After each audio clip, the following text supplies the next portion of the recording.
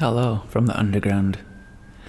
It is Friday, May the 29th, in St. Paul, Minnesota, and we are starting a new book together. I had alluded to Robert Louis Stevenson's Dr. Jekyll and Mr. Hyde, but we're going to call an audible on that one. Pun intended. No. What we think is a bit more appropriate moving forward with our lives in America today is not quite Dr. Jekyll and Mr. Hyde, but Gogol's Dead Souls. This is a book I haven't read before. Let's read the back cover of it. Gogol spent 8 years writing the first part of Dead Souls, which was published in 1842. Then his conception of the novel changed. In line with his mission to save Russia, he now saw it as an epic narrative in 3 parts. The colossal figures of his imagination would uplift the Russian people and extricate them from their predicament. He completed the second part, but in despair destroyed it just before his death. Only fragments of it remain. Though his creative dream was never realized, its superb gallery of characters make Dead Souls his greatest masterpiece. I stated I haven't read this before, which is a new motif for Hurrah For The Underground. If I was struggling with those last stories, God help us now. I read the first chapter of it last night while fretting over my home, and it leapt out at me, honestly. The first chapter is beautiful. The first chapter is truly wonderful, and I'm excited to share at least that much with you, but we're going to wholeheartedly anticipate the narrative, the characters, the demystification of the riddle behind the existence of the author, Gogol. A man I know nothing about. Nothing at all. Besides that, he poured over 14 years into this, died before writing it, as we read, was mentored by a nearly fanatical religious figure in Russia who also saw the need to unify Russia and ultimately failed to do that. What I understand is that the premise that this book was written under, words I shudder now to say aloud, were actually brought to be inconsequential to the final revolution held within Russia, just the decade before the first part of this book was published and the second part was ultimately burnt. The tragedy surrounding this book and the life of Gogol, I can't yet really grasp, so I can't wait to learn of the lives of some of the characters that he painted within these stories. The stories of Dead Souls. Written in 1802 or something like that, sometime around there. There's a little bit of an introduction. It basically outlines what I tried to explain just now. Much better, of course. And in fact, it even elucidates upon personal stories of people who Gogol himself had read parts of the original second part of this story too, and then they tried to recount their impressions of it. There's a couple instances of that in the introduction. The second part was written in totality, and it was completely scrapped and rewritten. The first part, so said the people who had it read to directly from the author, said it was a masterpiece. Then it was destroyed and rewritten in an attempt to appease the religious figure that Gogol imposed over himself. So there's a lot of mystery surrounding this book. God, I think it's about time we read it. So let's. Cheers. Gogol's Dead Souls, Chapter 1. Chapter the first. A small, rather smart, well-sprung four-wheeled carriage with a folding top drove through the gates of an inn of the provincial town of N. It was the sort of carriage bachelors usually drive in, retired lieutenant colonels, majors, and landowners, with about 100 serfs, in short, all those who are described as gentlemen of the middling stations of life. The gentleman in the carriage was not handsome, but neither was he particularly bad-looking. He was neither too fat nor too thin. He could not be said to be too old, but he was not too young either. His arrival in the town did not create any great stir, nor was it marked by anything out of the ordinary. Only 2 Russian peasants standing at the door of a public house opposite the inn made certain remarks, referring, however, more of the carriage than to the gentleman in it. "Lord," said one of them to the other, "what a wheel! What do you say? Would a wheel like that, if put to it, even get to Moscow, or wouldn't it?" "It would all right," replied the other. "But it wouldn't get to Kazan, would it?" "No, it wouldn't get to Kazan," replied the other. That was the end of the conversation. Also, as the carriage was driving up to the inn, a young man happened to walk past, wearing very narrow and very short white canvas trousers, a swallow-tail coat with some pretensions to fashion, disclosing a shirt front fastened with a pin of Tula, manufacture in the shape of a bronze pistol.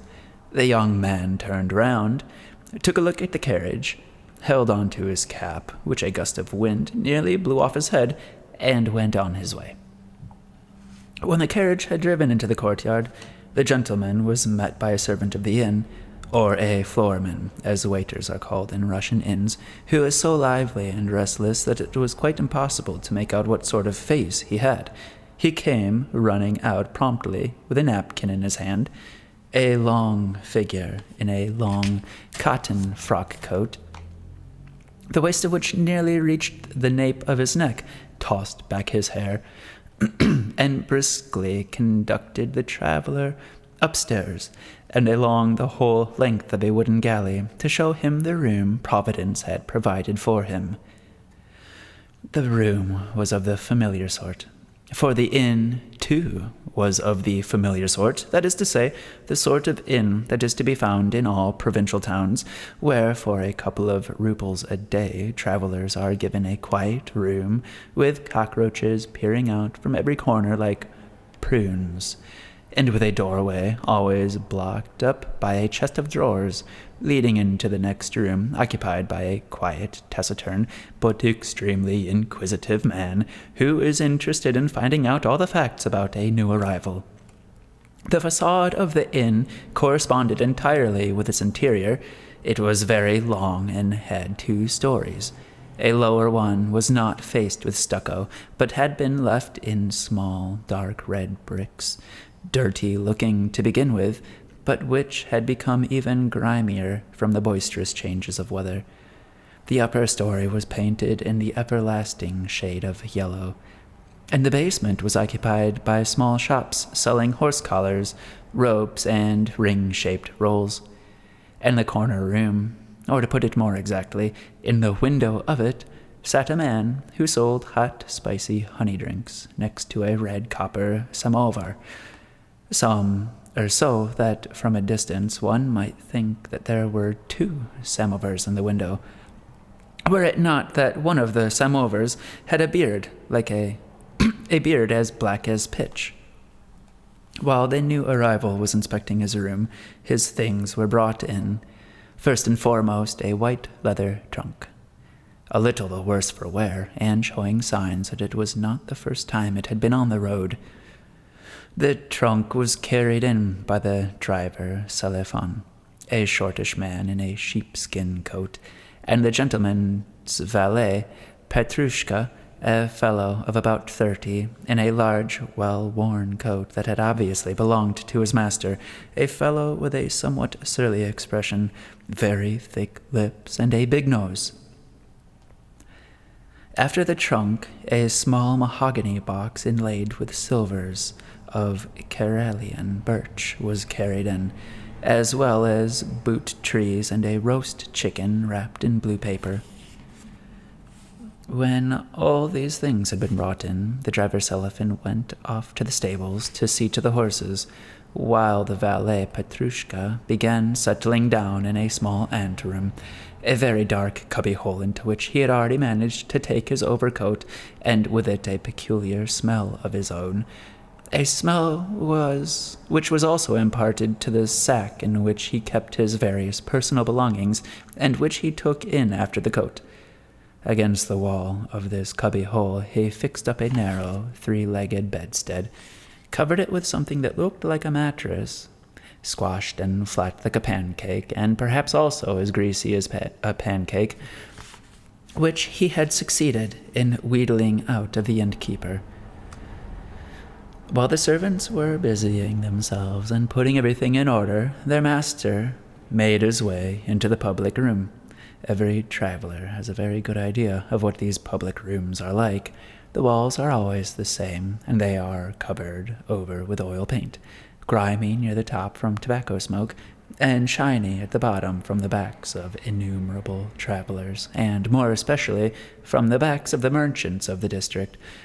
For the merchants repaired there regularly on market days, with 6 or 7 companions to drink their customary 2 cups of tea.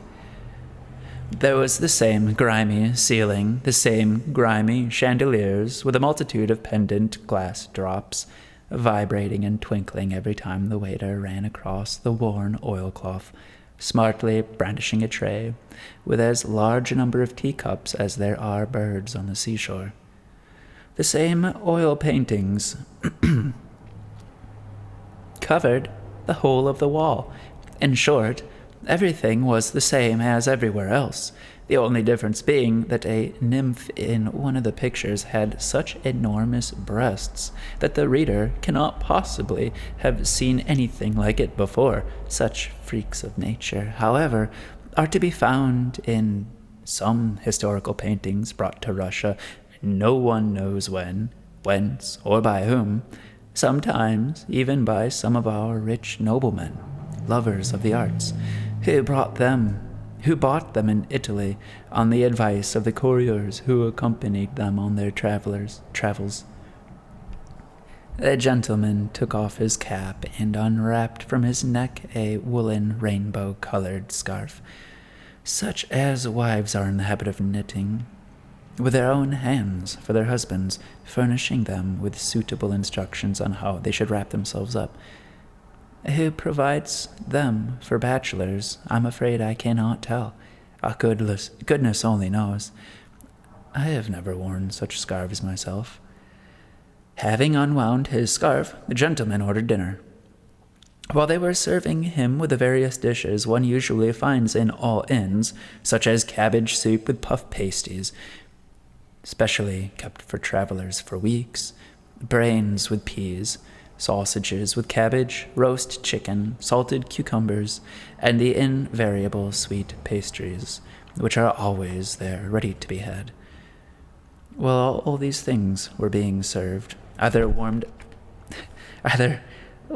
up or simply cold, he kept asking the waiter all sorts of stupid questions, such as who used to keep the inn before and who kept it now, whether it was profitable, and whether the proprietor was a great scoundrel.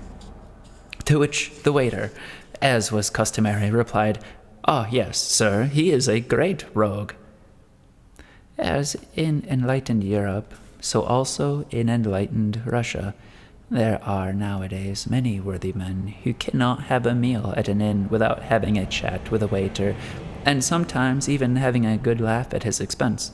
The visitor, however, did not always ask stupid questions. He was extremely meticulous in finding out who was the governor, who was the president of the court, who was the public prosecutor. In short, he did not pass over a single official of any importance. With even greater exactitude, if indeed not with sympathy, he inquired about all the leading landowners. How many souls or serfs each of them owned, how far their estates were from town, what sort of characters they had, and how often they came to town.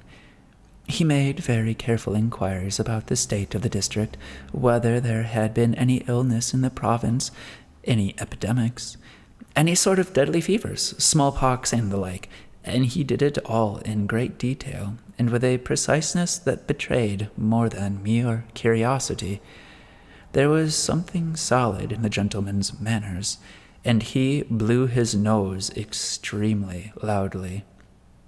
It was a mystery how he did it, but his nose sounded like a trumpet. This apparently quite innocent accomplishment, however, inspired so great a respect in the waiter that every time he heard the sound, he shook back his hair, drew himself up more respectfully, and, bending his tall frame, asked whether the gentleman required anything.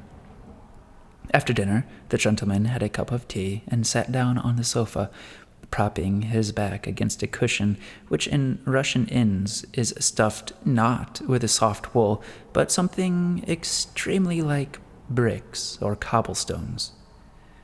At this point he began to yawn and asked to be shown to his room, where he lay down and slept for a couple of hours. After his rest, he wrote at the request of the waiter his rank, his Christian name, and his surname on a piece of paper, so that it might be communicated to their proper quarters, namely the police.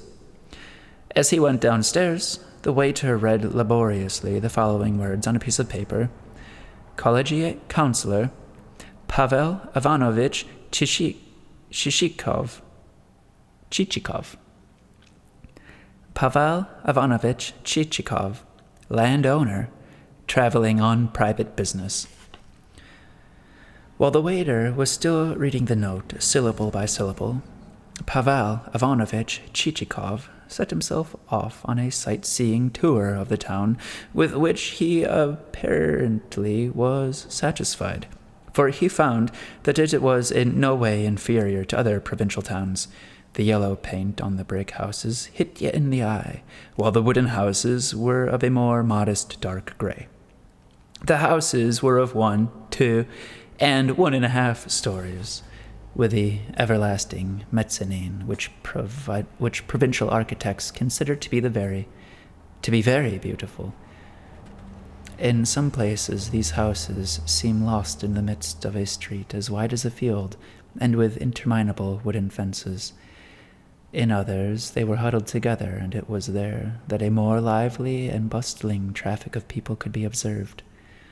One came across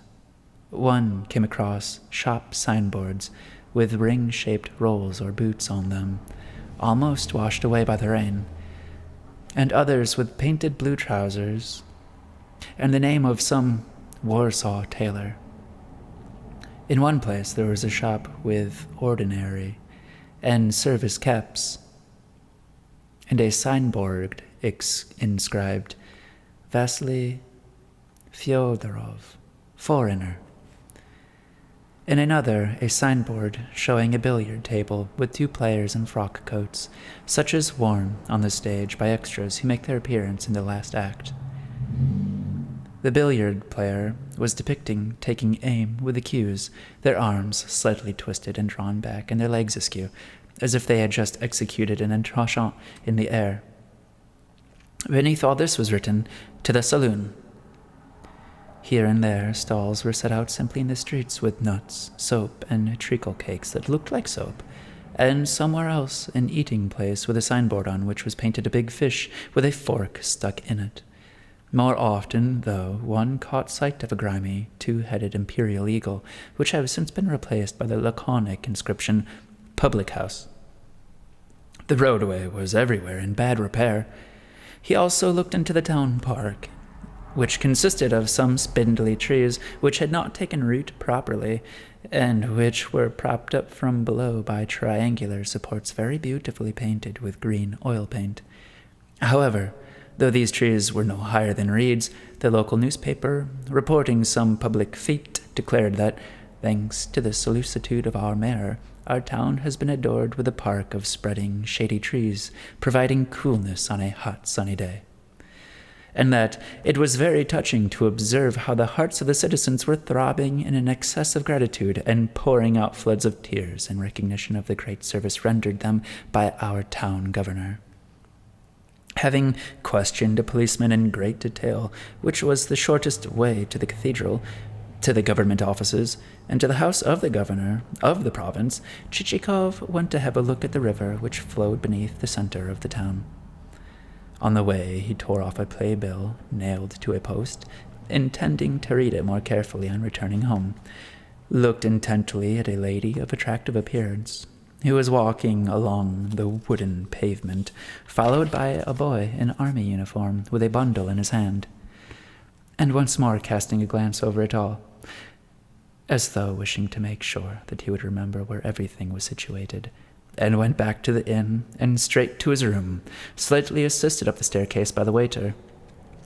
Having had his tea, he sat down at the table, ordered a candle, took the playbill out of his pocket, moved it nearer to the lighted candle, and began to read it, screwing up his right eye a little as he did so. There was very little of any interest in the bill, however. It announced the performance of a drama by Kochbu, Herr Kochbu, in which the part of Rolla was to be played by Mr. Poplioven, Mr. Poplioven, and that of Kara by Miss Zyablov, the rest of the cast being even less distinguished. However, he read through all their names, getting even to the prices of the stalls and discovering that the playbill had been printed at the printing works of the provincial administration, and then turned the playbill over to find out if there was anything on the back of it, but finding nothing, rubbed his eyes, folded it neatly, and put it in the mahogany box in which he was accustomed to stow away everything he happened to pick up. The day was apparently concluded by a portion of cold veal, a pint of sour cabbage soup, and this sound sleep, in which he snored away like a suction pump in full blast, as the saying in some parts of our spacious Russian Empire. The whole of the following day was devoted to visits. The newcomer went to pay his respects to all the high officials of the town.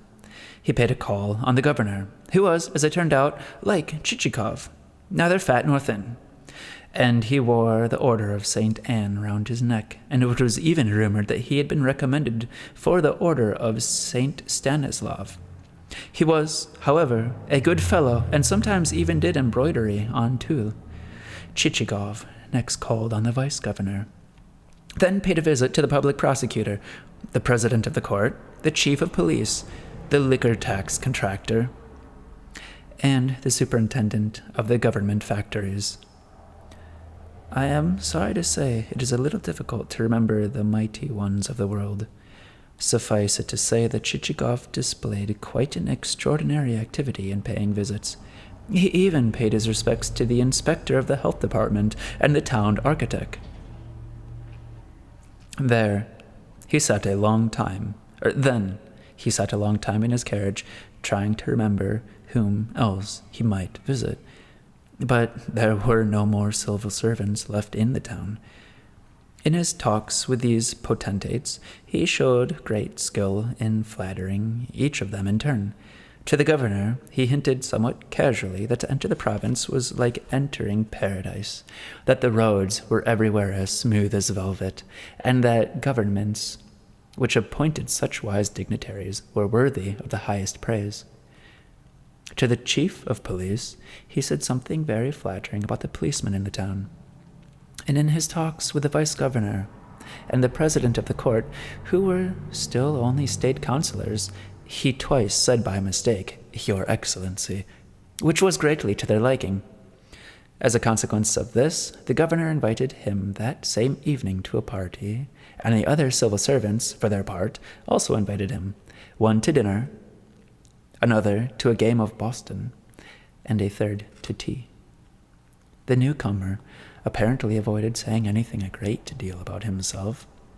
When he did say something, he spoke in general terms and with marked modesty, and on these occasions his speech assumed a somewhat bookish turn, to wit, that he was but an insignificant worm in this world, and was unworthy of people paying any great attention to him, that he had undergone many trials in his time, had suffered in the cause of justice while in the service, had many enemies, some of whom had even attempted his life, and that, wishing at last to settle down in a quiet life, he was looking for a place of permanent residence, and that, having arrived in this town, he considered it his bounden duty to pay his respects to its leading dignitaries. That was all that the people of the town ever learnt about his new personage, who very soon did not fail to put in a prompt appearance at the governor's evening party. The preparations of the party took him over 2 hours, and here the new arrival showed such an extraordinary attention to his toilet as is rarely to be found anywhere. After a brief after-dinner nap, he said he would like to wash, and he spent an extremely long time soaping his cheeks, pushing them out with his tongue from inside. Then, taking a towel from the waiter's shoulder, he wiped his chubby face all over, beginning behind the ear, first snorting twice right in the waiter's face. Then he put on his shirt front, before the looking-glass, plucked 2 hairs sticking out of his nose, and immediately after that appeared in a gleaming cranberry-colored swallowtail coat. Dressed in this fashion, he drove in his own carriage along the interminable wide streets, lit up by the feeble illumination that came flickering here and there from shadows. The governor's house, however, was illuminated as though for a ball. There were carriages with lanterns, two gendarmes standing in front of the entrance, postilions shouting in the distance, in short, everything as it should be. As he entered the ballroom, Chichikov had for a moment to screw up his eyes, dazzled by the blaze of the candles, the lamps, and the ladies' gowns. Everything was flooded in light. Black frock coats glided and flitted about, singly or in swarms here and there, like so many flies on a sparkling white sugar loaf on a hot July day, when the old housekeeper chops and breaks it up into glittering lumps in front of an open window. The children gather round to look on, watching with interest the movements of her rough hands raising and lowering the hammer, while the aerial squadrons of flies, borne on the light breeze, fly in boldly, just as if they owned the place, and, taking advantage of the old woman's feeble eyesight and the sunshine that dazzles her eyes, cover the dainty lumps in small groups or in swarms. Already satiated by the abundant summer, which sets up dainty dishes for them on every step, they fly in, not so much to eat as to display themselves, to stroll up and down the pile of sugar, to rub their hind legs or their front feet together, or to scratch themselves under their wings, or, stretching out both their front legs, to rub their heads with them, then turn around and fly out again, and again fly in, with new tiresome squadrons. Chichikov had barely begun to look around when the governor clasped him by the arm and at once introduced him to his wife.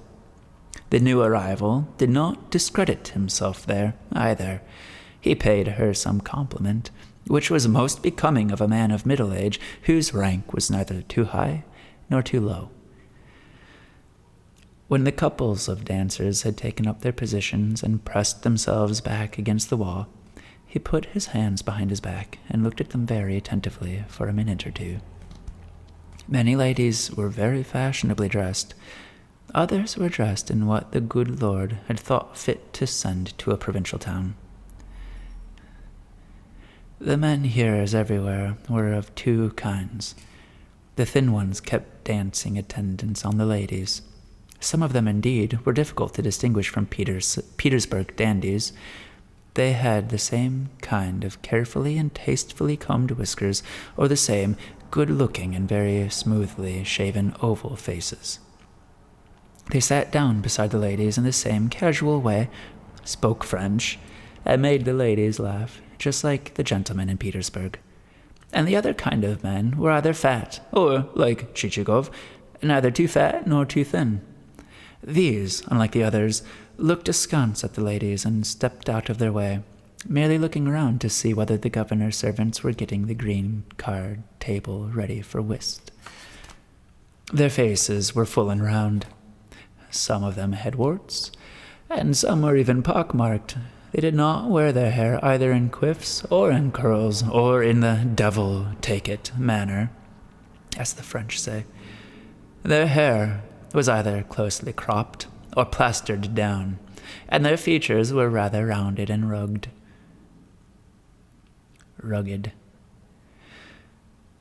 These were the more distinguished government officials of the town. Alas, fat men know better how to manage their affairs in the world than thin men. The thin are mostly employed as civil servants on special missions, or merely have their names on the civil service list and just rush about back and forth. Their existence is somehow too light and airy and completely insecure. The fat, on the other hand, never occupy secondary posts, but always first-class ones. And if they do sit down anywhere, they sit firmly and securely, so that their seat is more likely to creak and give way under them than they are to be dislodged from it. They do not like outward show. Their coats are not as elegantly cut as the thin men's, but their money boxes are full of the Lord's blessings. In 3 years, the thin man will not have a single serf left to unmortgage in the state bank.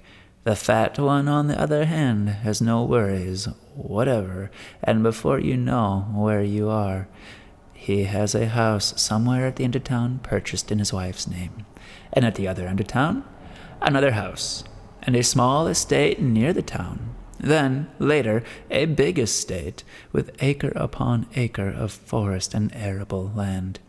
In the end, after having served God and the Emperor and won general respect, the fat man resigns the service, goes to live on his estate, becomes a landowner, a fine Russian gentleman, a hospitable host, and lives on, and lives well.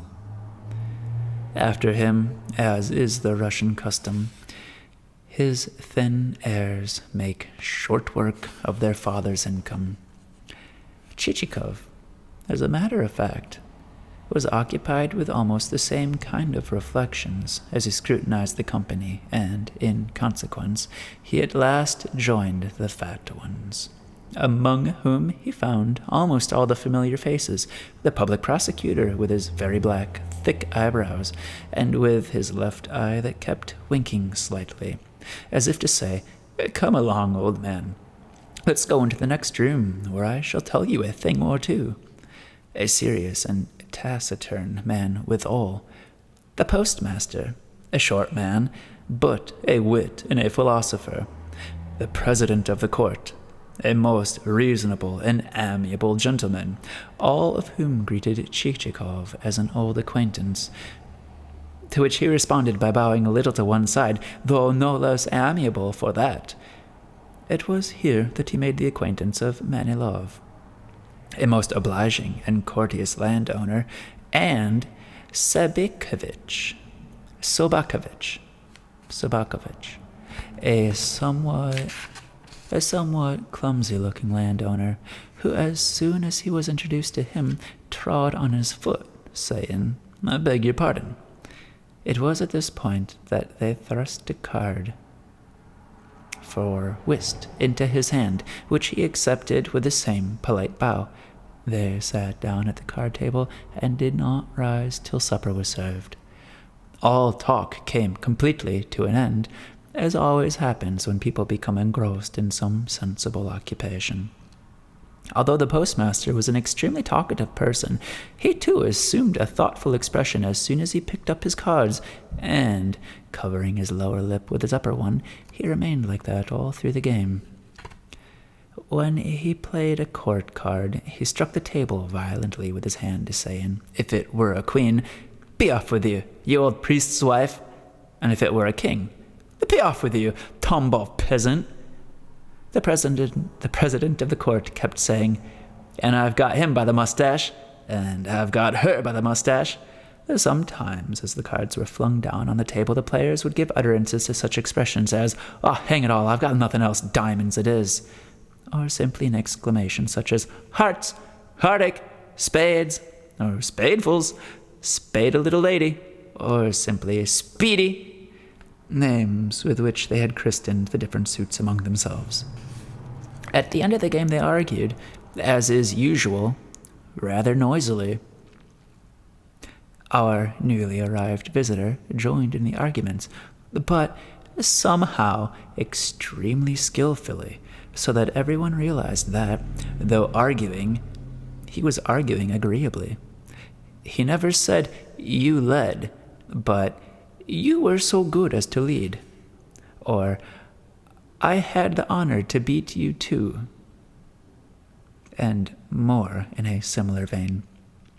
To propitiate his opponents even more on some points or others, he would hold out to them his silver enameled snuff box, at the bottom of which they could see 2 violets placed there for the sake of the scent. Chichikov's attention was particularly drawn to Manilov and Sobakovich, the 2 landowners mentioned earlier. He at once made inquiries about them, drawing the president of the court and the postmaster aside to question them. Some of the questions he put to them showed not only of his love of knowledge, but also his good sense, for he first of all inquired how many peasants each of them possessed, and what was the condition of their estate, and only afterwards asked what were their Christian names and patronymics. Within a very short time, he succeeded in making them find him completely fascinating. Manilov, not by any means a middle-aged man, with eyes as sweet as sugar, which he screwed up every time he laughed, was absolutely enchanted by him. He kept pressing his hand, and he begged him most earnestly to do him the honor of visiting his estate, which, according to him, was only about 10 miles from the town gates, to which Chichikov replied with an extremely polite inclination of the head and a warm pressure of the hand, adding he was not only anxious to do so, but would consider it his most sacred duty. Sobakovich had said little laconically. "Come to see me, too," scraping his foot shod in the boot of such a gigantic size that it would hardly be possible to find a foot to fit it, particularly in these days, when even in Russia men of heroic build are beginning to grow scarce. Next day, Chichikov went to dinner, and a party of the house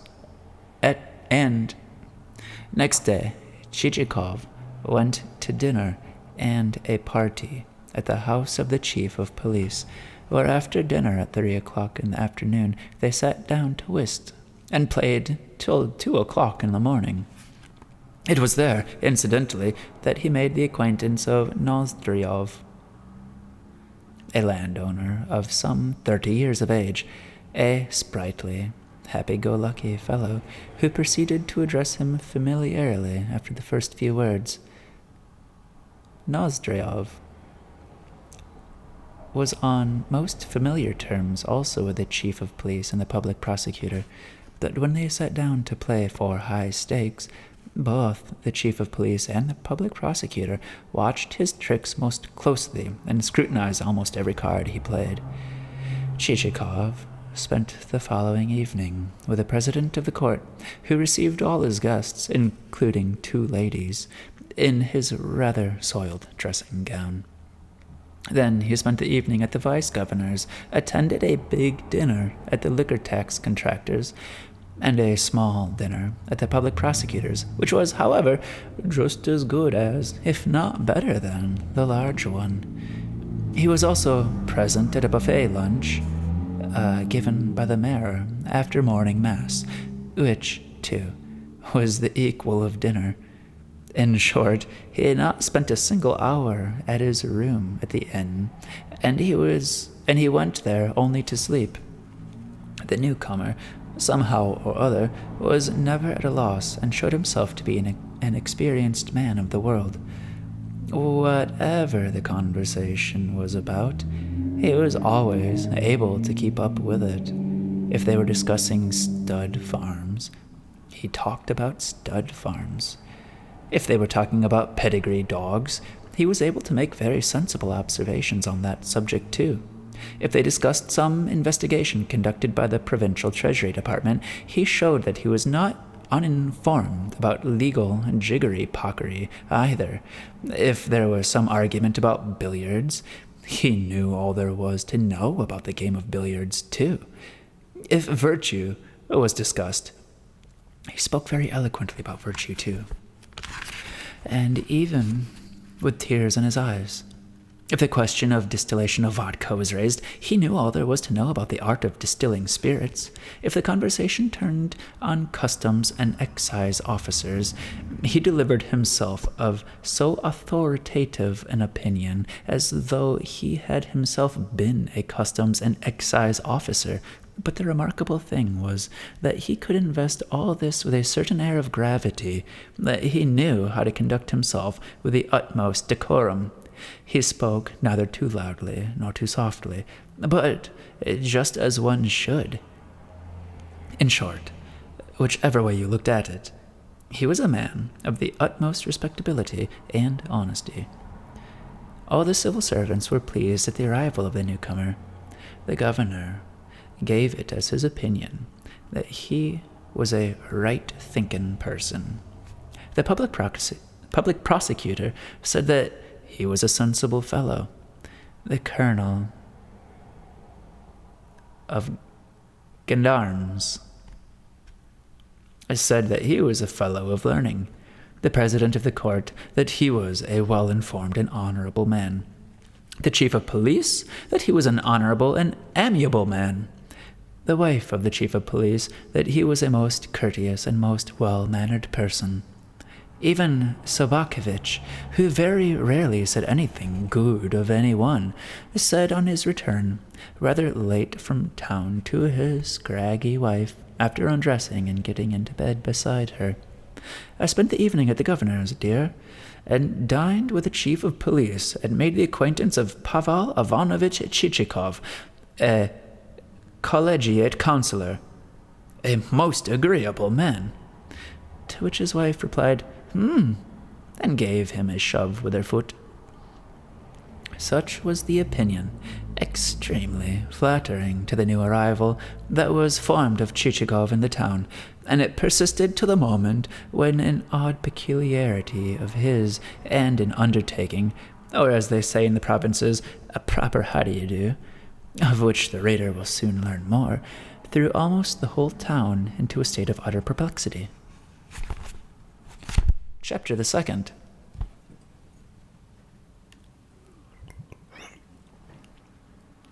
Excuse me.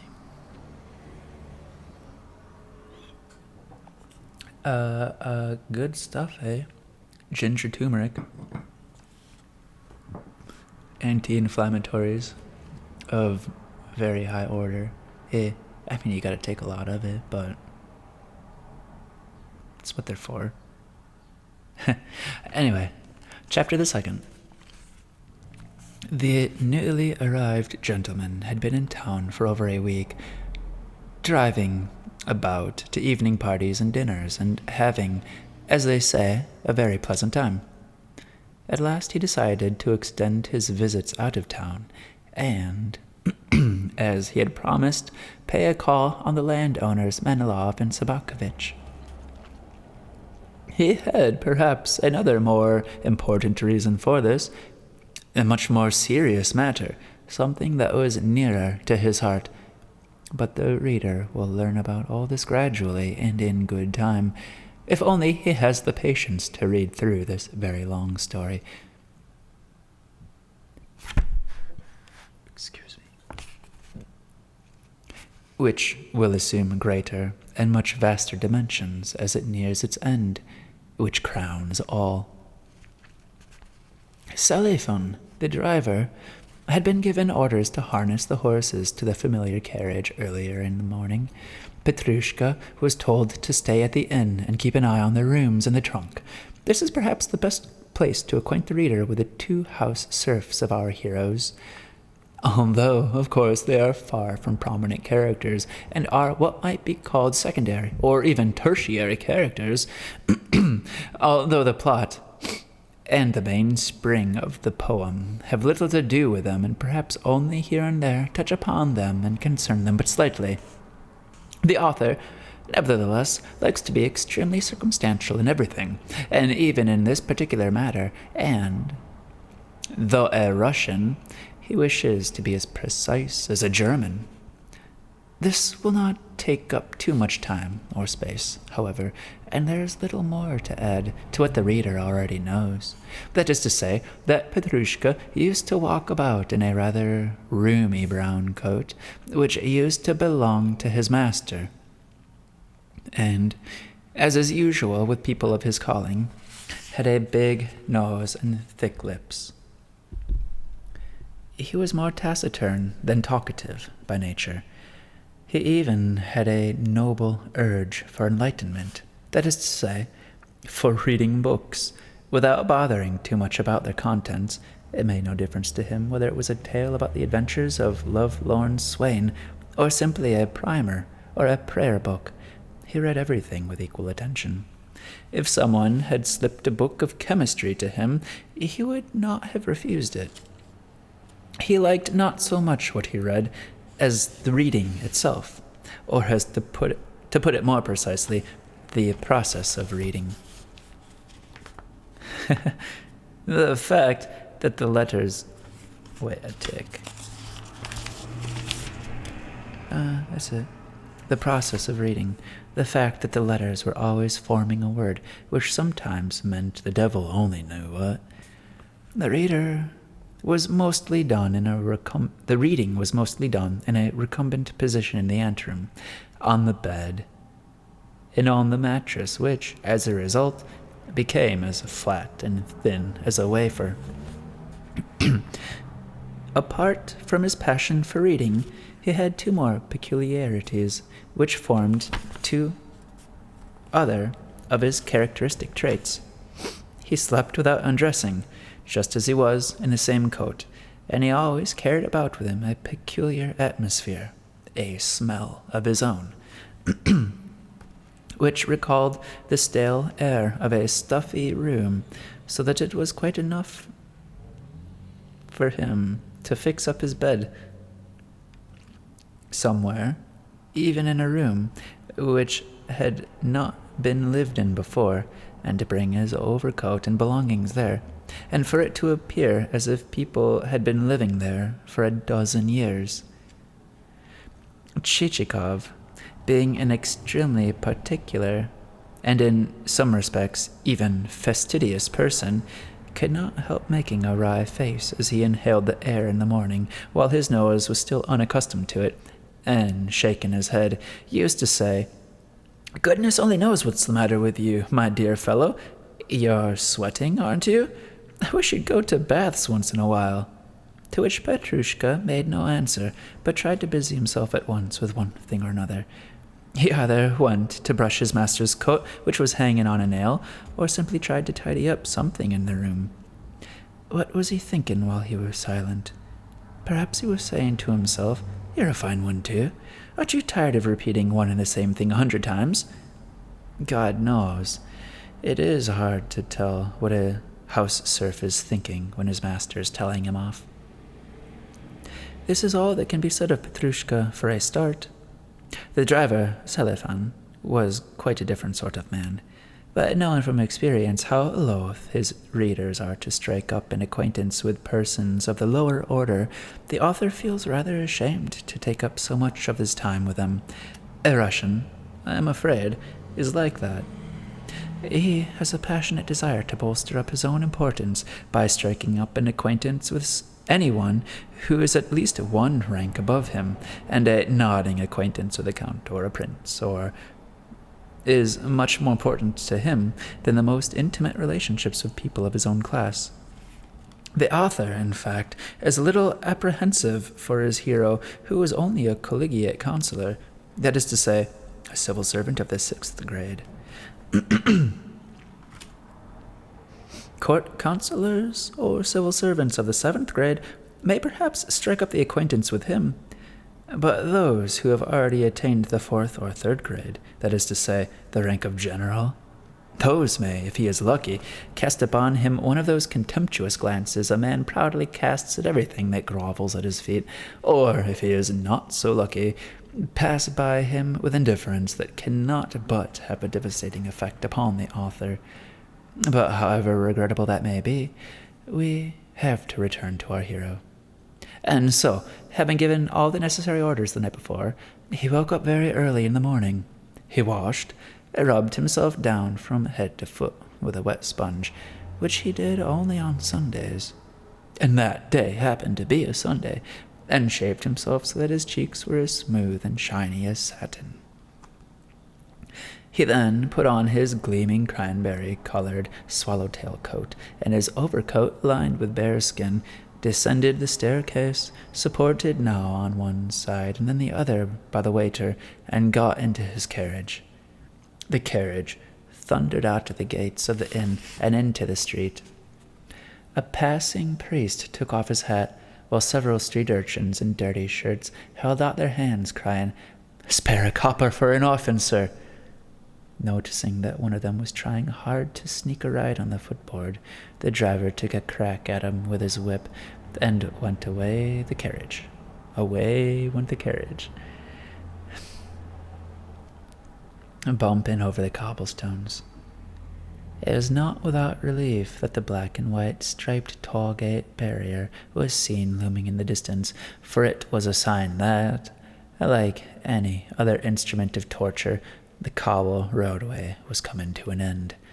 And after striking his head rather violently several times against the box of the carriage, Chichikov was at last rolling along on soft ground.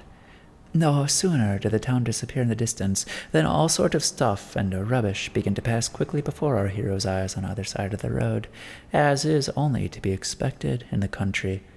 Hillocks, young fir trees, low, scanty bushes of young pine. Good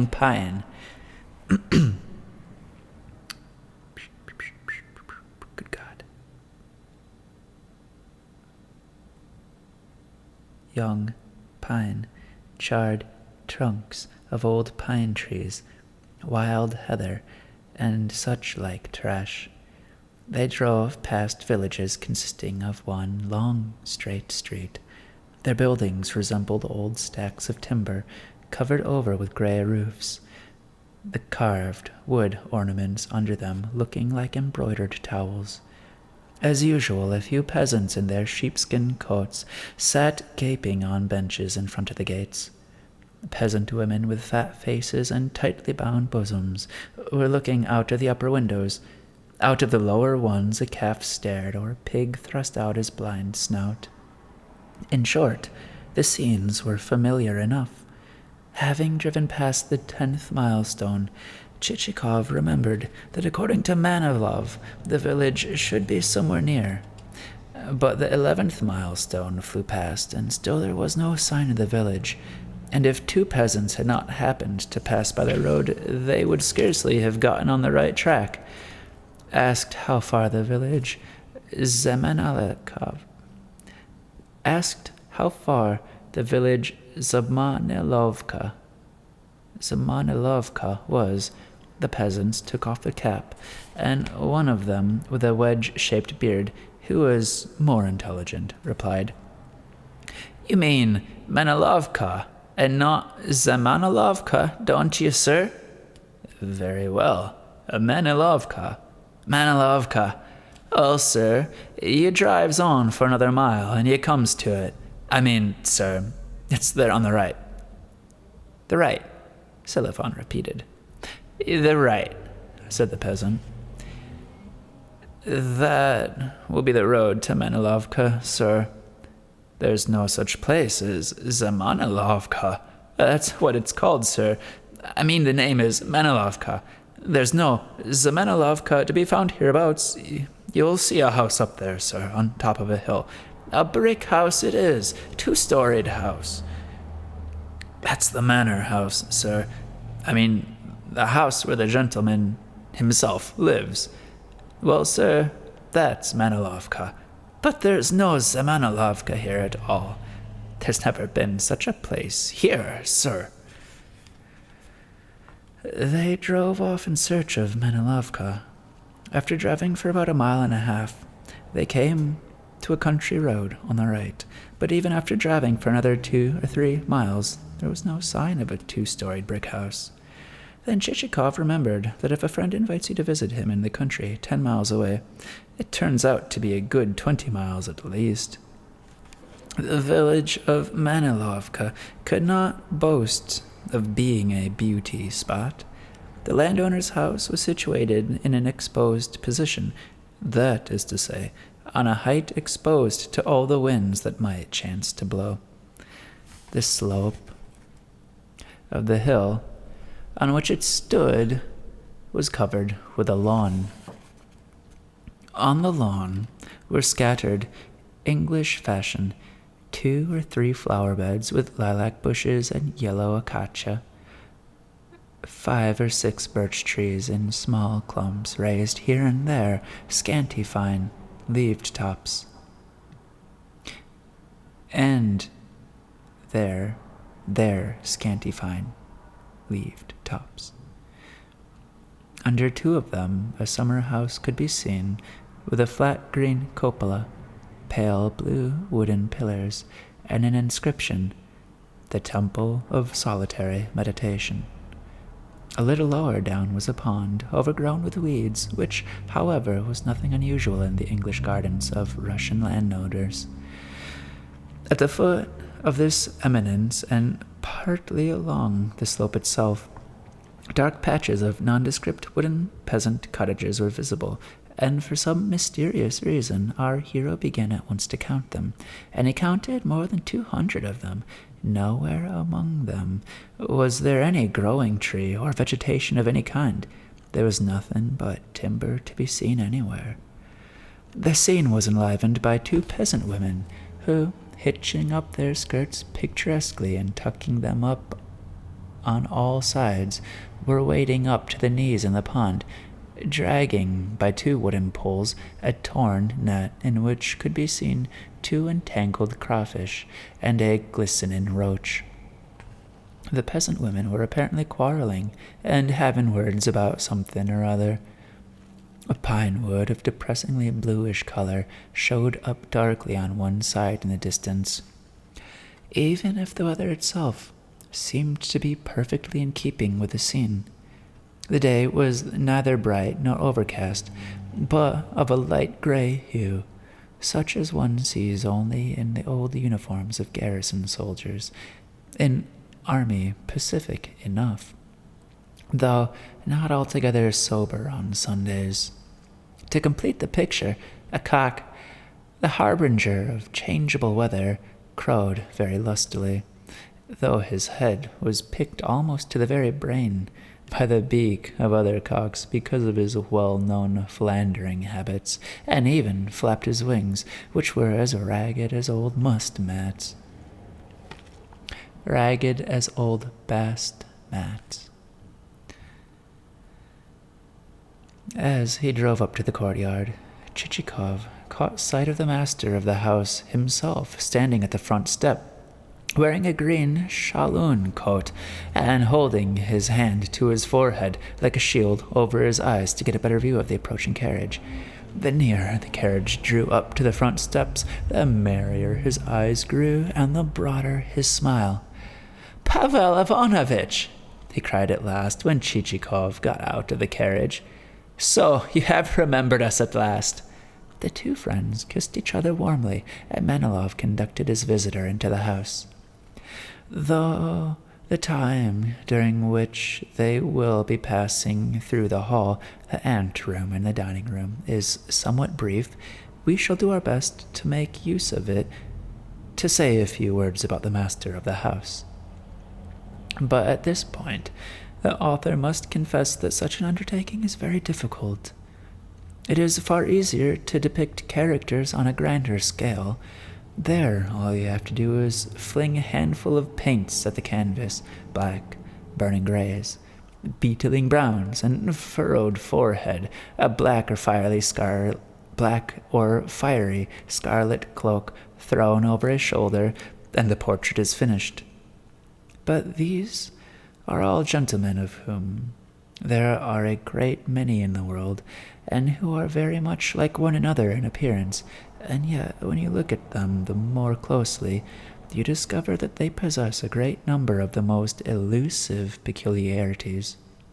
Such gentlemen are terribly hard to portray.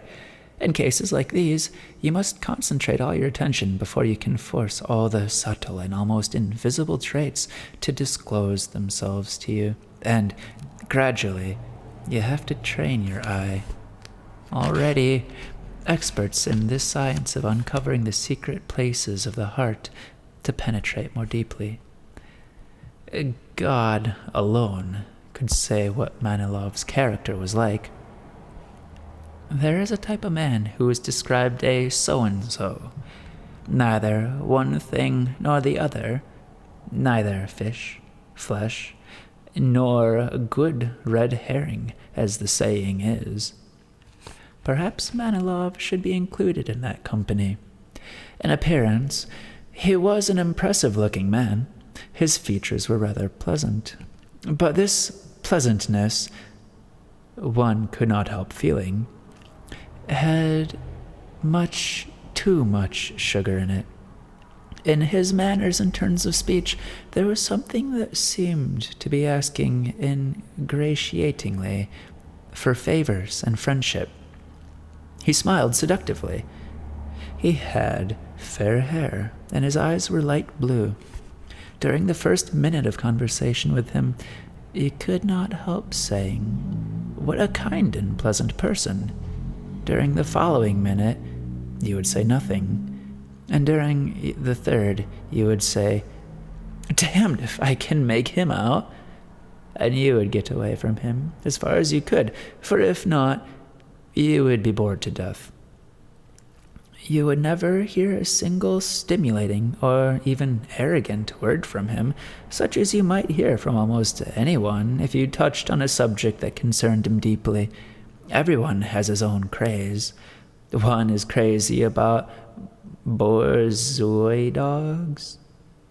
Another believes that he is the great lover of music and is marvelously sensitive to its most profound passages. A third is a past master at dining and whining. A fourth is all for playing the part in the world which is at least 1 degree higher than the one he has been cut out for.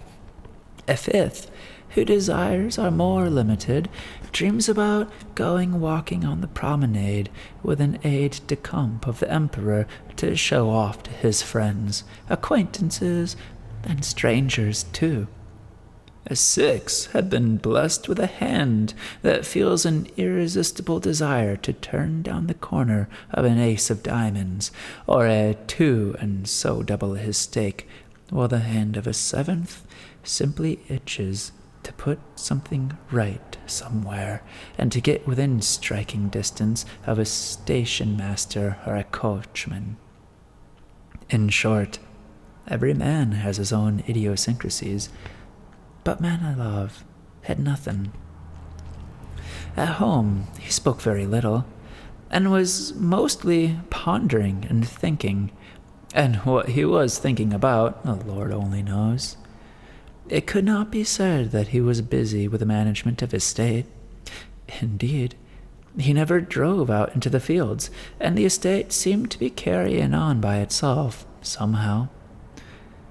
When his agent said, "It would be a good thing, sir, to do this or that," he would usually answer, "Yes, that's not a bad idea," smoking his pipe, which had become a habit with him while he was still serving in the army, in which he was considered a most modest, tactful, and cultured officer. "Yes, that's not a bad idea at all," he would repeat. When a peasant came to him and, scratching the back of his head, said, "I've been offered some work, sir, and I'd like to go away for a while to earn enough to pay off my taxes," "Go by all means," he would reply, puffing at his pipe, and it never even occurred to him that the peasant was merely going off to get drunk. Sometimes, as he stood on the front steps gazing at the yard and the pond, he used to say what a good idea it would be if a subterranean passage could be tunneled from the house, or a stone bridge built over the pond with shops on each side of it and shopkeepers sitting there selling all sorts of small articles required by the peasants. As he said this, a look of the utmost sweetness would appear in his eyes, and his face would assume a most content expression. All these projects, however, never went beyond words. In his study was always some book lying about with a marker on the 14th page. A book he had been reading continuously for the last 2 years.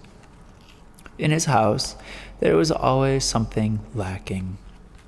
The furniture in the drawing room was very good, and it was covered in magnificent silk material, which must have cost him a great deal of money, but there was not enough of it for 2 of the armchairs, and these stood covered simply in bast matting. The master of the house, however, had for several years been warning his guests every time they entered the drawing room, saying, "Please don't sit on those armchairs, they aren't ready yet." In some of the rooms there was no furniture at all, although he had said to his wife shortly after their marriage, "Darling, tomorrow we must go. Darling, tomorrow we must see to it that some furniture is put into this room, at least for some time being."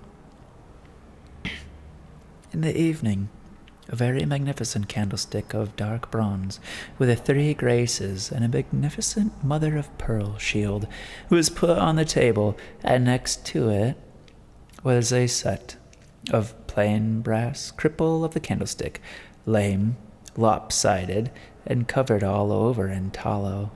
But neither the master nor the mistress nor the servants seemed to notice it.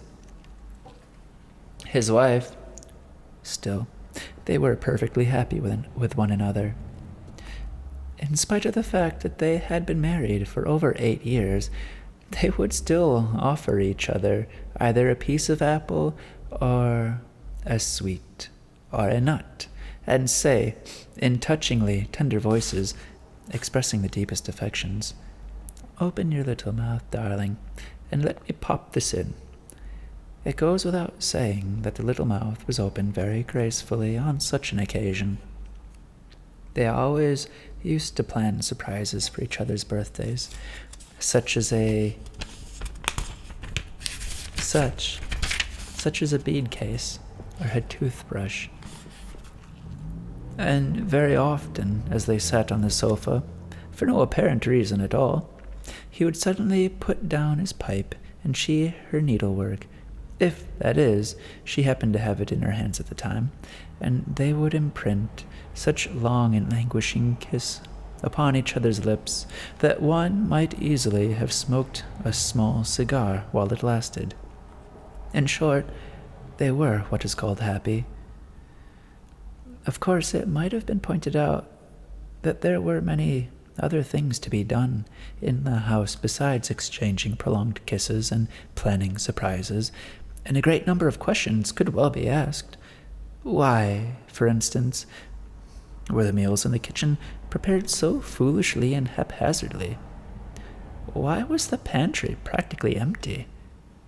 Why was the housekeeper a thief? Why were the servants so drunken and dirty? Why did all the household serfs spend most of their time sleeping and larking about? But all these things were too trivial for Mrs. Manilov, and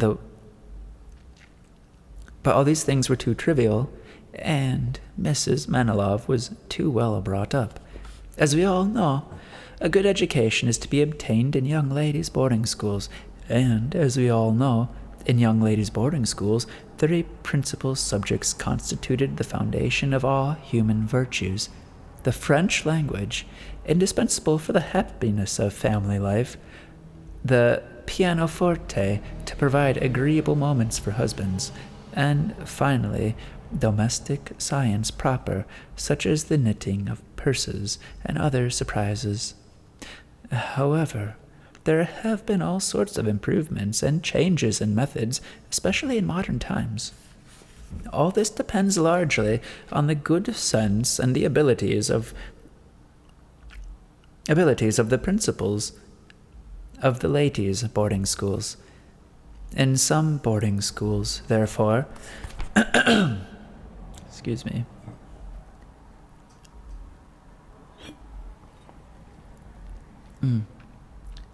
Cheers, excuse me.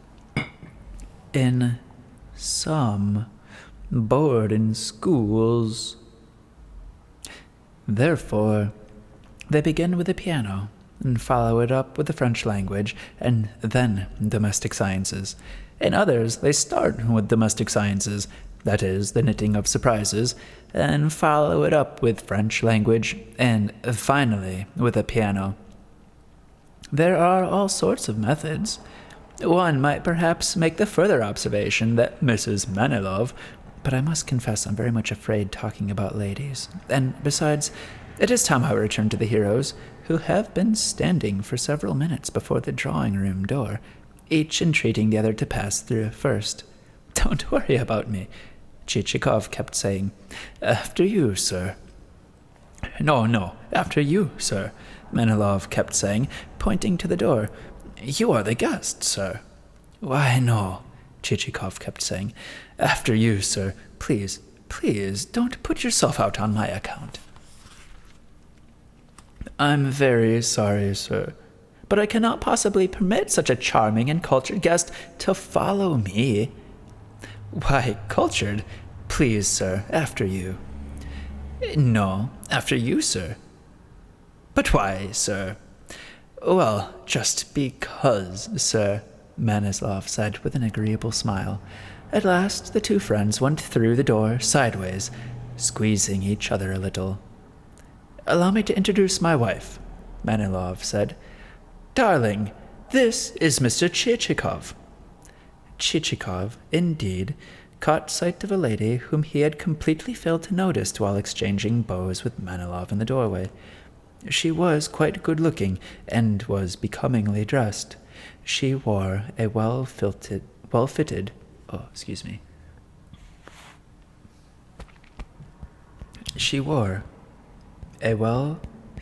silk morning dress of a pale color. Her delicate little hand threw something hurriedly on the table and clutched a cambric handkerchief with embroidered corners.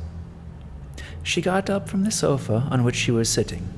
It was not without pleasure that Chichikov bent to kiss her hand. Mrs. Manilov, pronouncing her R's a little in the Parisian fashion, said that he delighted them by his visit, and that not a day passed without her husband's mentioning him. "Yes," said Manilov. She kept asking me, 'And why doesn't your friend come?' Wait, darling, he'll come. And now at last you have honored us with your visit. Oh, sir, you have given us such a pleasure. A name day of hearts. On hearing that things had gone as far as a name Day of Hearts, Chichikov felt a little embarrassed and replied modestly that he owed no illustrious name nor, indeed, any outstanding rank.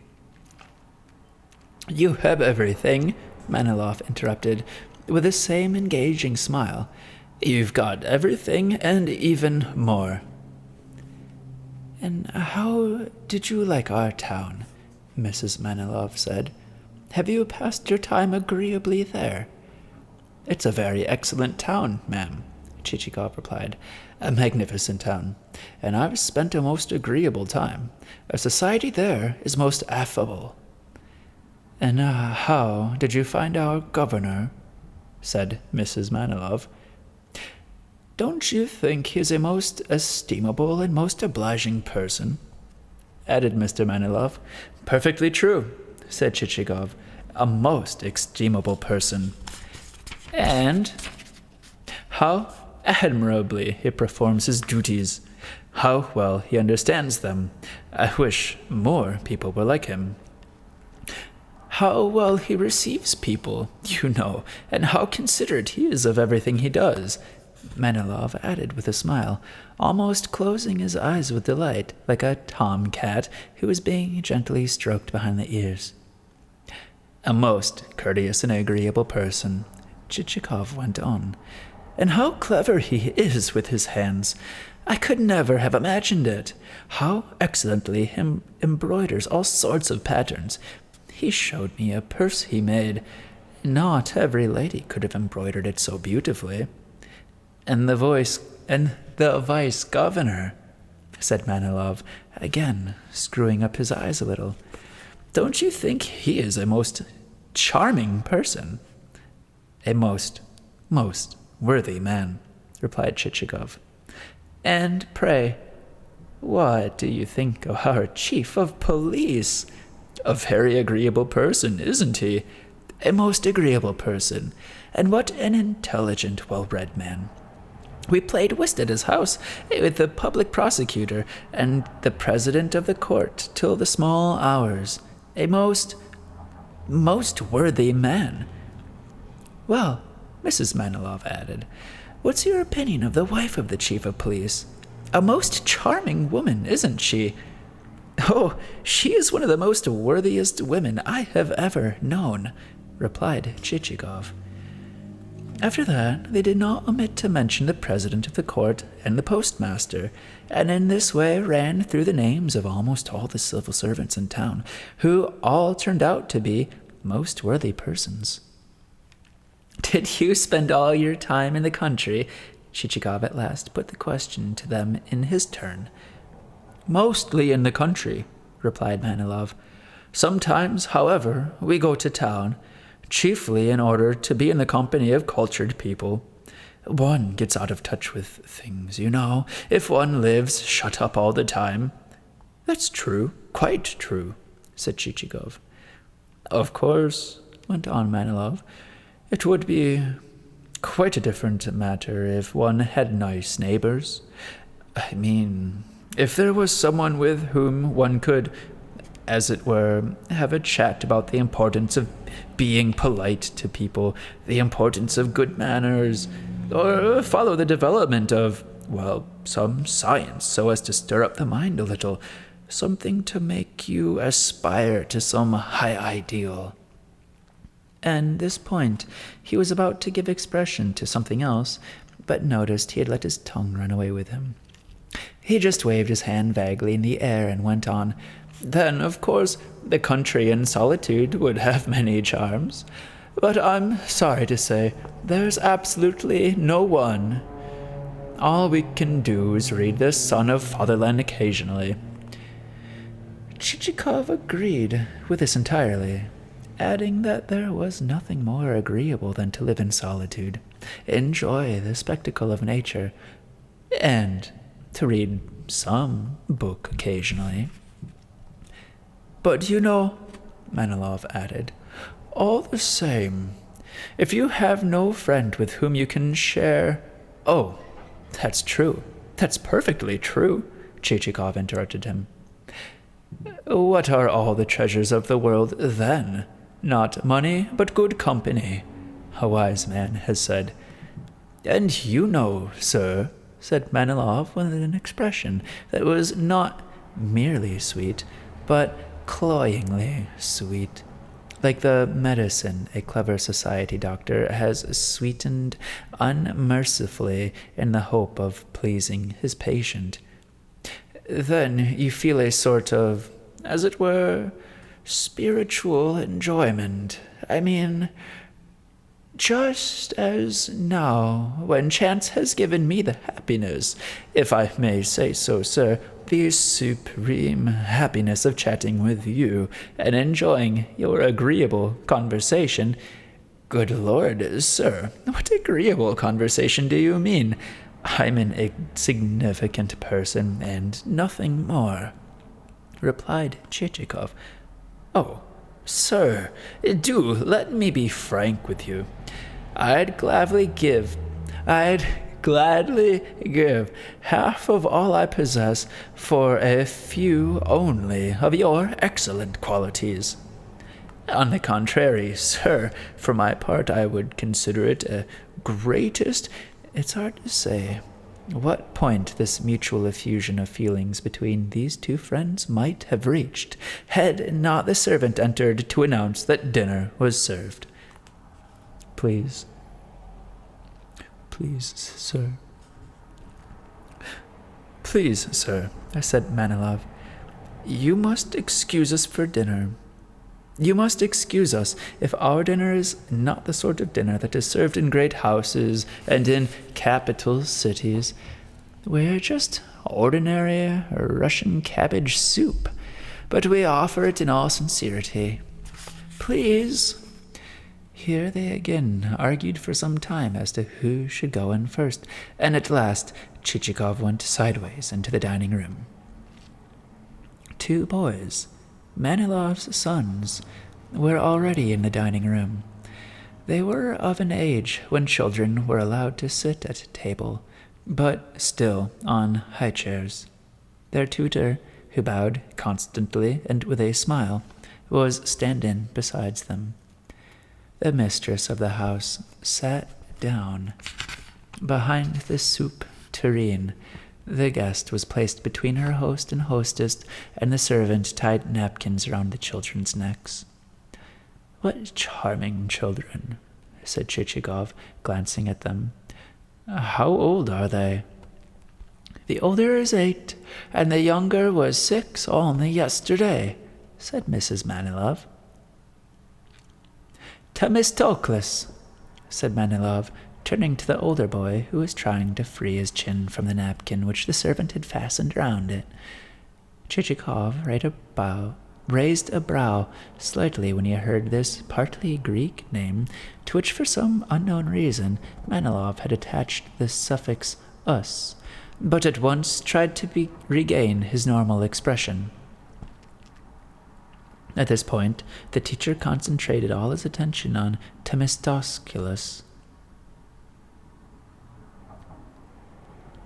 Temistocles,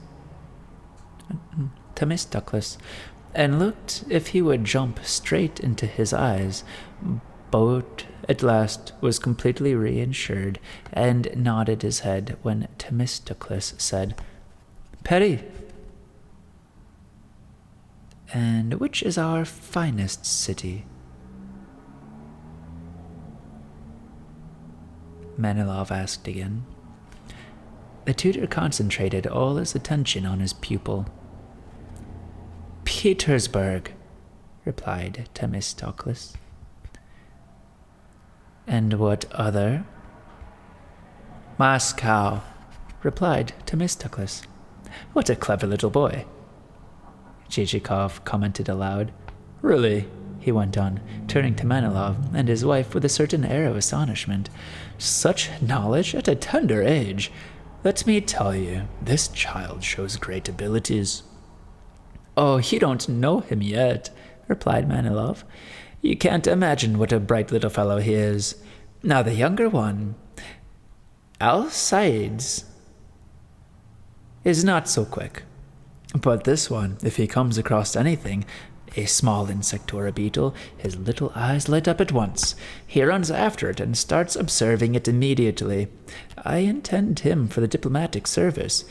Themistocles, he continued, turning to the boy again, would you like to be an ambassador? I would, answered Themistocles, chewing a piece of bread and shaking his head from side to side. At that moment, the woman standing behind his chair wiped the ambassador's nose, and it was just as well he did so, for otherwise a largest, superfluous drop would have dropped into the soup. The conversation at table turned on the pleasures of a quiet life, interrupted by their hostess's observations about the town theatre and its actors. The tutor gazed attentively at the speaker, and the moment he noticed that they were about to laugh, he opened his mouth and laughed with the utmost zeal. He was probably a person of a grateful nature, and was anxious to repay his employer in this way for the good treatment he received. On one occasion, however, his face assumed a stern expression, and he rapped on the table severely, glaring at the children sitting opposite him. He was not a moment too late, for Themistocles had just bitten Alcide's ear, and Alcides, screwing up his eyes and opening his mouth, was about to burst out, sobbing piteously. But, realizing that he might well be left without his sweet, he restored his mouth to its normal position and began tearfully to gnaw at a mutton bone, which made his cheeks shine with grease. The lady of the house very frequently turned to Chichikov with the words, "But you're not eating anything. You've not taken enough." To which Chichikov each time replied, "Thank you very much, ma'am. I've had enough. Agreeable conversation is better than any dish." They arose from the table. Manilov was exceedingly pleased, and, supporting his visitor's back with his arm, was about to conduct him to the drawing-room, when suddenly Chichikov declared with a very significant look that he would like to have a talk with him about a very important matter. "In that case," said Manilov, "allow me to take you to my study." And he led him into a small room, the window of which looked out on some woods showing blue in the distance. "This is my den," said Manilov. "What a pleasant little room," said Chichikov, looking around. And indeed, it was far from unpleasant. Its walls were painted a bluish-gray color. There were 4 chairs, 1 armchair, a table on which to lay books, with a marker which we have already occasion to mention, several sheets of scribbled paper, but most of all tobacco of every shape and form, in paper packets in a bowl, and simply piled up on a heap on the table. There were also little heaps of pipe ash on both window sills, arranged, not without care, in very neat rows. It was obvious that this provided the master of the house with a very agreeable pastime. "Do sit down in the armchair," said Manilov. "You'll find it more restful." "If you don't mind, I'd rather sit on the ordinary chair." "I'm afraid I do mind," said Manilov with a smile. "This chair is for our visitors. Whether or like it or not, you will have to sit in it." Chichikov sat down. "Do let me offer you a pipe, sir." "Thank you, but I don't smoke," replied Chichikov amiably, and as though with an air of regret. "Why not?" said Manilov, also amiably and with an air of regret. "I'm afraid I haven't formed the habit. I'm told a pipe dries you up." "If you don't mind my saying so, that is a prejudice. Indeed, in my opinion, smoking a pipe is much healthier than taking snuff." "There, was a first lieutenant in our regiment, a most excellent and cultured man, who never let his pipe out of his mouth, but only at table, but not only at table, but, if you don't mind my saying so, in every other place. He's now in his 40s, and, thank God, as strong as a horse." Chichikov observed that this did indeed happen, and there were hundreds of things in nature that could not be explained even by the greatest intellects. "But allow me to make a request," he said in a voice in which there was a strange, or almost strange, note. And for some reason he looked around him immediately. Manilov, too, for some reason looked around. "How long is it since you sent off a census list of your peasants?" "Oh, that must have been some time ago. As a matter of fact, I can't remember." "And have any of your peasants died since then?" "I'm afraid I don't know. I expect I'd have to ask my agent about it." "You there? Please, call my agent. He should be here today."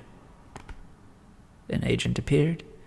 He was a man of about 40 who shaved his beard, wore a frock coat, and apparently led a well-contented life, for he had a plump and well-fed face, and his yellowish complexion and half-shut eyes showed that he was all too familiar with feather beds and bolsters.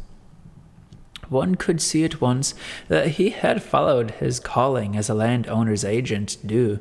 To begin with, he was simply an errand boy in the house who could read and write, and had married some Agashka, a housekeeper and a favorite of his mistress. He himself became a house steward, and later on an agent. Having become an agent, he quite naturally did as all agents do. Kept company and made friends with the better-off villagers, levied higher taxes on the poorer families, got up at 9 o'clock in the morning, waited for the samovar, and drank tea. "Look here, my dear fellow, how many of our peasants have died since the last census?" "How many? Why, lots of them have died since then," said the agent, and hiccuped, covering his mouth slightly with his hand as with a shield. "Well, I must say, I thought so myself," Manilov interposed. Yes, lots of them have died." Then he turned to Chichikov and added, "Yes, indeed, lots have died." "You don't know the exact figure by any chance?" asked Chichikov. "Yes. What is the figure?" Manilov put in. "Well, sir, I'm afraid I can't tell you the figure. You see, sir, it's not known how many have died. No one has counted them." "Yes, that's it," said Manilov, turning to Chichikov. "I too thought there had been a high mortality. It's quite impossible to say how many have died." "You'd better count, then," said Chichikov to the agent. "And please, make a detailed list of all of them by name." "Yes," said Manilov, "all of them by name." The agent said, "Yes, sir," and went out. "And what do you require it for?" asked Manilov after the agent had gone. The question seemed to have put the visitor into a quandary. His face assumed a sort of strained expression, which even made him go red in the face as a result, no doubt, of an effort to express something that he could not put into words. And indeed, Manilov was at last to hear strange and extraordinary things no human ear had ever heard before. "You ask for my reason. Well, my reason is this. I'd like to buy peasants who, said Chichikov, hesitating and not finishing his sentence. But if you don't mind my asking you, how do you wish to buy these peasants? With land, or simply take away, that is, without land? Well, no, sir. I don't want real peasants. I want to have dead ones.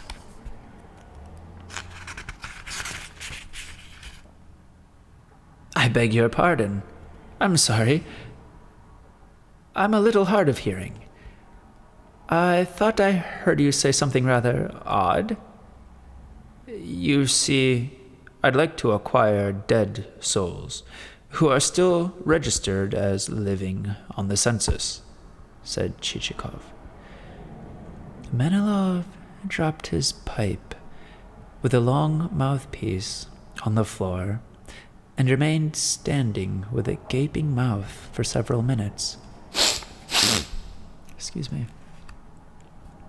The two friends, who had been discussing the delights of a life of friendship, remained motionless, staring fixedly at each other like those portraits which in the old days used to be hung facing each other on each side of a looking-glass.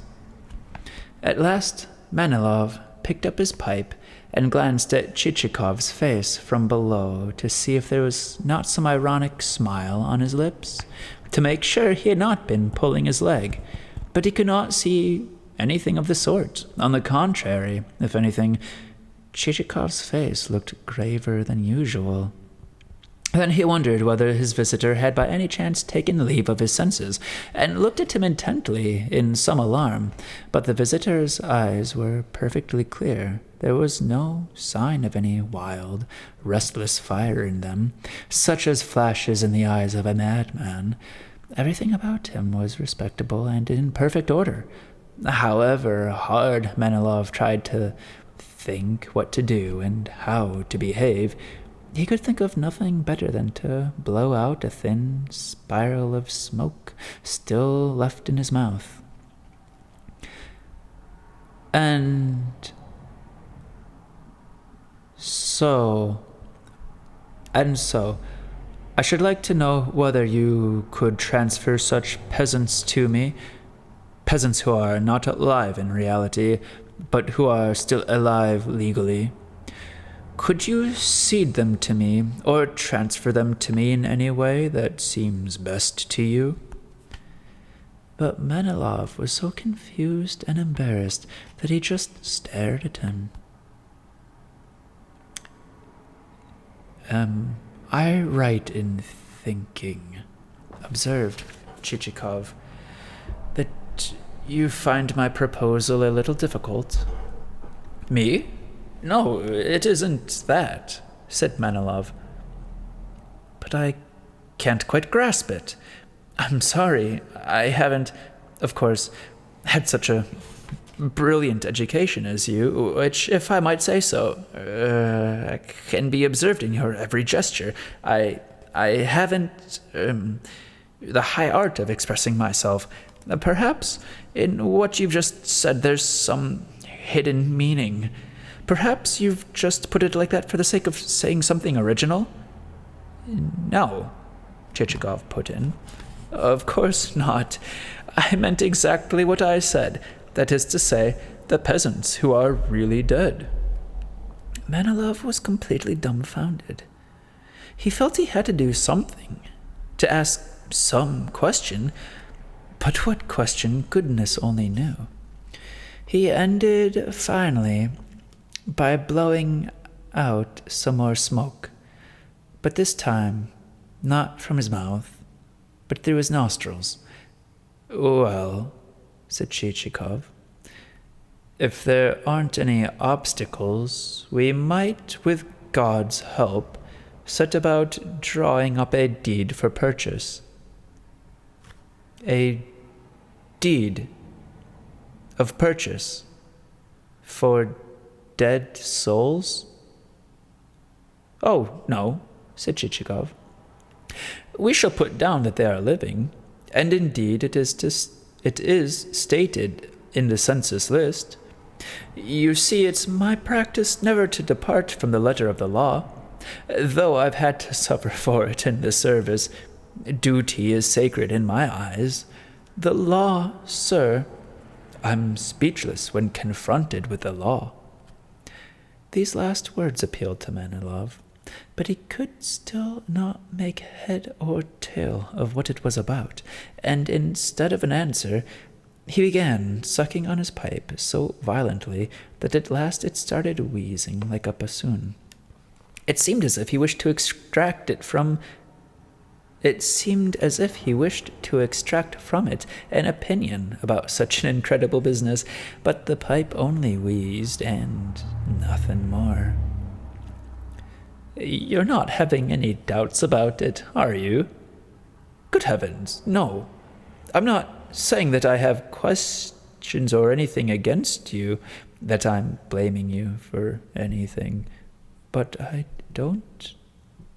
don't you think there's something in this undertaking, or to put it more precisely, in this business deal, don't you think there's something in this business deal that does not quite conform to the code of civic law and the future prosperity of Russia?" Here, Manilov, having made a slight movement with his head, looked very significantly into Chichikov's face, displaying in all the features of his own face and in his tightly pursed lips an expression so profound as had never, perhaps, been seen before on a human face, except perhaps on the face of some extremely clever minister, and that, too, only when confronted by some brain-racking problem. But Chichikov said simply that such an undertaking or business deal would in no way be inconsistent with the civic law and the future prosperity of Russia, adding a minute later that the Treasury would even profit by it, for it would receive the legal fees. "So you think—" "I think that it's all right." "Oh, well, if it's all right, then it's a different matter. I've nothing against it," said Manilov, and he was completely reassured. "Now it only remains to agree on the price." "How do you mean, on the price?"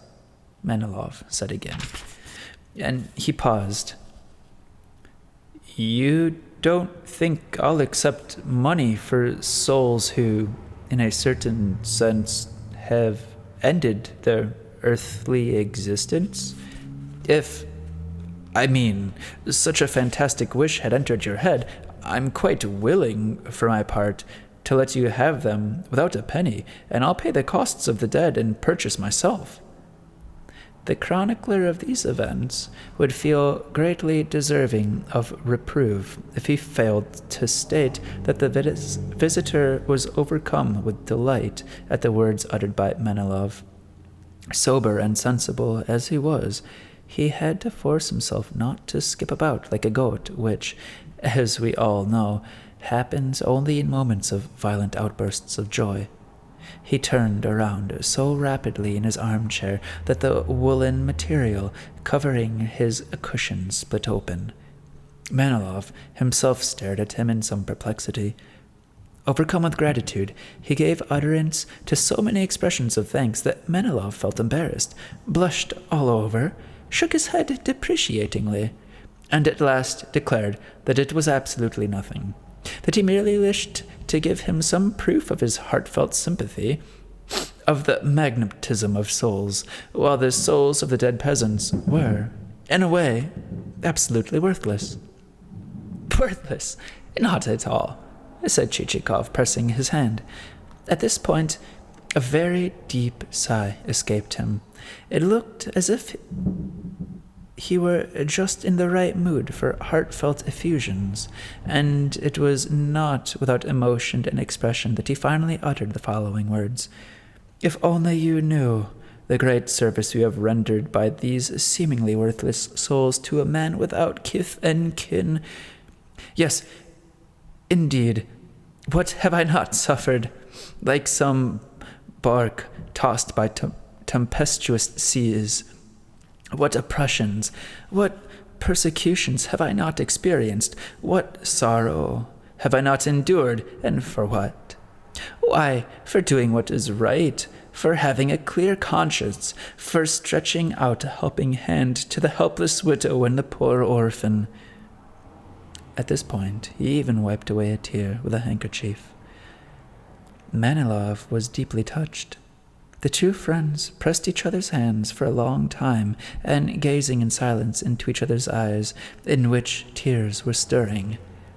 Manilov would not let go of our hero's hand, but continued to press it so warmly that Chichikov was at a loss of how to extricate it. At last, having quietly freed it, he said that it would not be a bad idea to draw up a deed of purchase as soon as possible, and that it would be as well if Manilov paid a visit to the town himself. Then he picked up his hat and began to take his leave.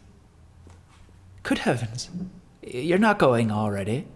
said Manilov, coming to himself suddenly and almost frightened.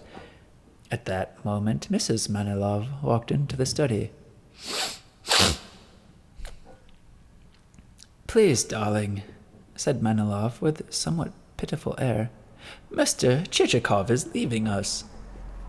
"I suppose it's because Mr. Chichikov got bored with us," replied Mrs. Manilov. "Madam," said Chichikov, here. He laid his hand on his heart. "Yes, it's here that the delightful time I've spent with you will be preserved forever.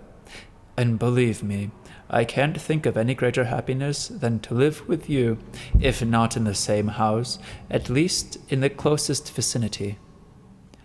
"But you know, my dear sir," said Manilov, to whom the idea appealed very much, "it would indeed be a most excellent idea if we could live like this together under one roof, or in the shade of some elm tree, where we could air our views on any subject under the sun, and delve deep into the mysteries of life." "Oh, that would be paradise itself," said Chichikov with a sigh. "Goodbye, madam," he went on, going up to Mrs. Manilov and kissing her hand. "Goodbye, my most estimable friend. Do not forget my request." "Oh, you can be sure of that," replied Manilov. "I'm parting from you for no more than 2 days." They all went into the dining room. "Goodbye, my dear little ones," said Chichikov, catching sight of Alcides and Themistocles, who were playing with a wooden hussar, who had already lost an arm and a nose. "Goodbye, my little darlings. I'm sorry not to have brought you any presents, but, you see, I did not even know of your existence. But I shall most certainly bring you some when I come again. I'll bring you a sword. Would you like a sword?" "Yes, sir," replied Themistocles. "And you a drum," he went on, bending over Alcides. "You would like a drum, wouldn't you?" "Dlum," replied Alcides in a whisper, hanging his head. "Very good. I shall bring you a drum. Such a lovely drum. It'll go all the time, rat-tat-tat-tat-tat-tat. Goodbye, my little darlings, goodbye." Then he kissed him on the head and turned to Manilov and his wife with a sort of little laugh with which one usually turns on parents when one wishes to make them realize the innocence of their children's desires. "But please do stay, Mr. Chichikov," said Manilov when they had all gone out to the front steps. "Just look at those clouds." Those are only little clouds, replied Chichikov. But do you know the way to Sobokovich's? I wanted to ask you about that. If you don't mind, I'll tell your driver at once. And with the same politeness, Manilov gave the directions to Chichikov's driver, going as far to address him once as Sir. Hearing that he would have to pass 2 turnings and take the 3rd, Selifon said, Don't worry, sir, we shall manage it. And so Chichikov drove away, accompanied for a long time by the bowing and waving of handkerchiefs of his host and hostess, who stood on tiptoes for the purpose. Manilov stood for a long time on the steps, following the receding carriage with his eyes.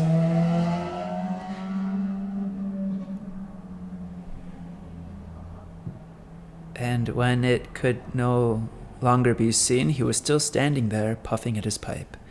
At last he went inside, sat down on a chair, and gave himself up to meditation, genuinely glad to have been able to give his visitor some slight pleasure. Then his thoughts concentrated imperceptibly upon other subjects, and at last soared away, goodness only knows where. He was thinking of the happiness of a life spent among friends, about how delightful it would be to live with a friend on the bank of some river. Then he began constructing a bridge over the river, then a huge house with a belvedere so high that one could see Moscow from it, and where one would drink tea in the evenings in the open air and discuss some very agreeable subjects. Then he fancied that he and Chekhov arrived in a splendid carriage at some social gathering where they enchanted everyone by their exquisite manners, and that the Tsar himself, learning of their great friendship, made them generals. And he went on giving full play to his fancy, so that in the end he did not know himself what was happening. Chichikov's strange request suddenly interrupted his daydreaming. His mind, somehow, refused to take in the idea. However much as he turned it over in his head, he could not make any sense of it, and he sat there, puffing away at his pipe, until it was time for supper. That is the conclusion of Chapter 2. Of Gogol's Dead Souls. We'll continue this when we have the opportunity to. My thanks for joining me as we read this. I've never quite read anything like it before, which isn't saying much necessarily within the context preceding, but I'll also warrant that you probably haven't read or heard anything much like it either. Trying to be cheerful at the prospect, but frankly, I'm overwhelmed. Well, all right. We'll leave it there for now. Chapters 1 and 2 of Gogol's Dead Souls. All right, from the underground. Stay safe, everyone.